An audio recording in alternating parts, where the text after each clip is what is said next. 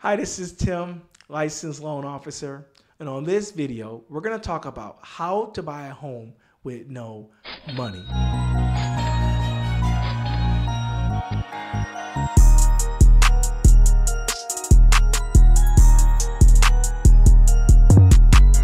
I get it, money can be tight, and that's why I'm making this video to show you the exact steps to take to buy a home without any money.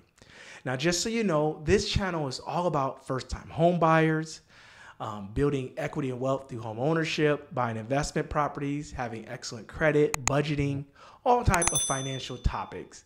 If you like that kind of stuff, consider subscribing to this channel. All right, let's get into the steps that you need to take to buy a home with no money. Okay, so the first step that you want to take to buy a home with no money is to make sure that your credit is 640 or above. Now, this is important because this is going to lead into step number 2. Step number 2 is that you want to use a down payment assistance program. Now, there's different types of down payment assistance programs. There's usually one that's offered by the state. So whatever state you're in, you just have to Google your state with down payment assistance, and they'll have the program and some of the qualifications. And also some local lenders like credit unions have different programs where they're giving out down payment assistance. So you may want to check with your credit union. I know Bank of America have a program running right now. So that's the first 2 steps. The first step is check your credit, and you can do that on Credit Karma, or if you have a credit card. A lot of credit cards have a service on the app or online where you can check your credit. And then step 2 is you want to make sure you apply and use a down payment assistant. Step 3 right here is important, is that you want to get some seller's concessions. So what seller's concession is when you go find a home, you ask the seller to pay your closing costs. Because even though there's down payment assistance programs, sometimes depending on the purchase price and the home prices in your state, that down payment assistance may not cover your down payment, your closing costs, and your prepaid and escrow. So getting some seller's concession is very important. And then that's something you can talk to your realtor about. So you can tell your realtor that you're using a down payment assistance program and you're going to need seller's concessions. Now, if you're doing a FHA mortgage, which is very popular, you can get up to 6% seller's concession. Now, if you're doing a conventional mortgage, you can get up to 3% seller's concession. Now, number 4 here is negotiate the purchase price. Now, this is very important because the lower the purchase price is, the lower everything else is going to be. So if the purchase price is lower, then the down payment will be lower, the closing costs will be lower, and usually the taxes and insurance will be lower depending on the property. The next thing, we're just going to go in a little bit more detail here about credit. So 640 or above. Now, most programs will require this 640 to get a down payment assistance. Now, some states and some lenders, it could be 620, but from what I've seen, most of them is right around that 640. Now, you don't want to be right at 640. Ideally, if you can be a little higher, that helps you too. Yes. There are many government and nonprofit programs that offer down payment assistance to buyers. These programs can provide you with a grant or a loan to help cover your down payment and closing costs. Now, there are some grants too. Now, what a grant is usually the money that you will not have to pay back. And normally with most grants, it's based on a certain amount of years. Some grants, it's 5 years, 3 years. And then a down payment assistance program. Some of these is called a silent lien. So what that means is that the money is paid back when you sell the home. So you get a down payment assistance and you don't pay any interest on it. And then when you go to sell the home, they just take it back. But the bottom line is it gets you into the home, and that's the goal. Hell yeah. Let's go to the next slide here. Now, I want to talk about seller's concessions.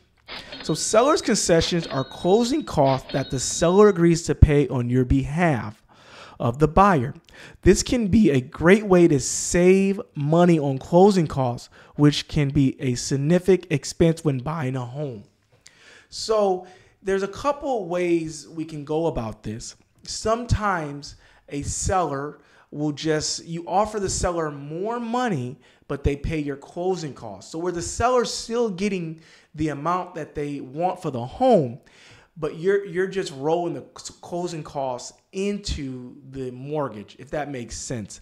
And I'll give you an example here. Let's say a home costs $100,000 here, and you need, $3,000 right here. You need let me see here. You need $3K. You can offer right here. You can offer $103K. So excuse my language. So while you offer $103K, the seller still gets the $100,000, and then an extra $3K lowers your cash to close.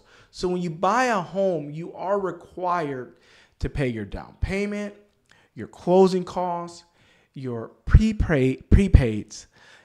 So all that has to be paid. But if you get the seller to pay your closing costs, and some sellers you can even offer $100,000 with the $3K. So it just depends. So if the home been on the market for a while, you could probably offer $100,000 with $3K or whatever you would need.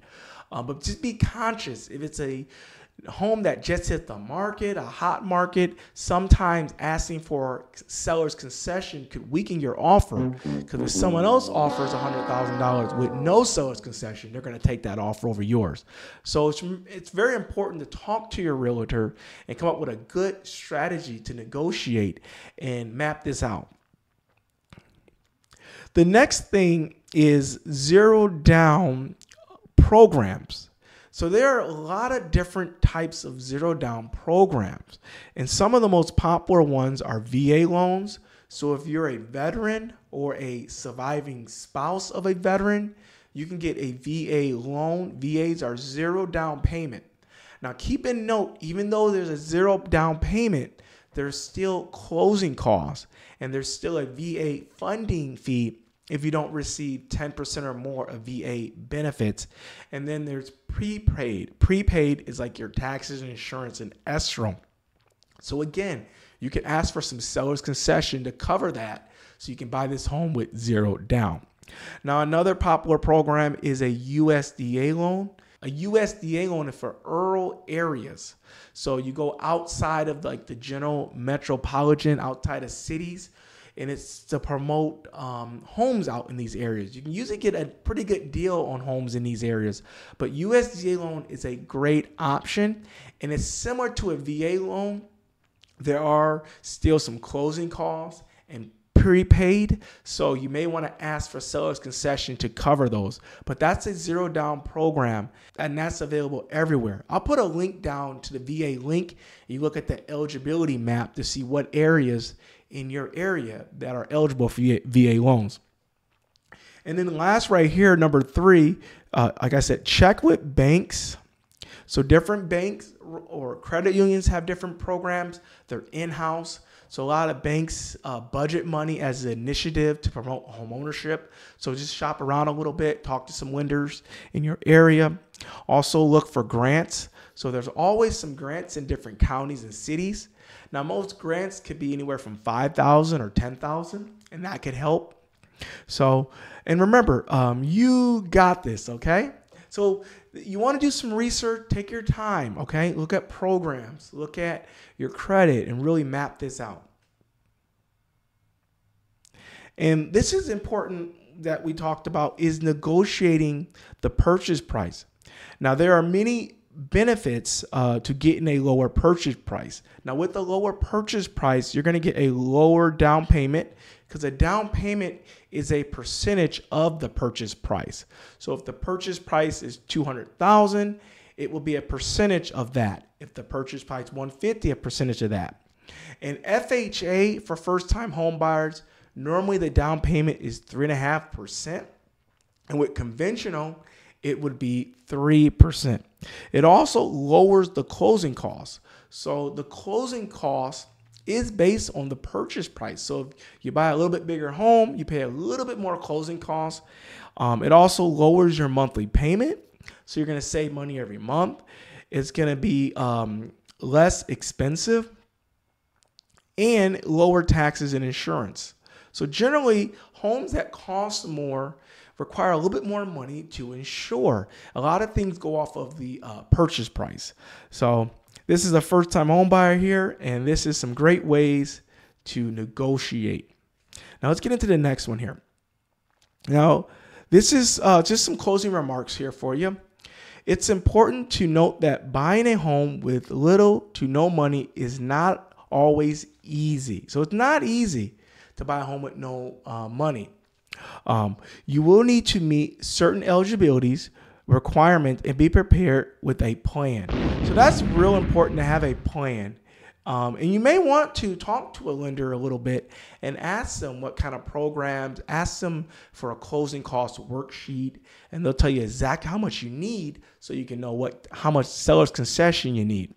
However, it is possible to buy a home with little to no money if you're willing to do your research and make a plan. I hope this helped you and gave you some tips and strategies to buy a home with no money down. Now, if you have more questions or concerns, you're always welcome to drop me a comment below and I will answer it for you. Also, if you like this video and like this channel, consider subscribing to this channel and giving me a thumbs up. Thanks so much for watching. And again, I'll see you on the next video. Thanks.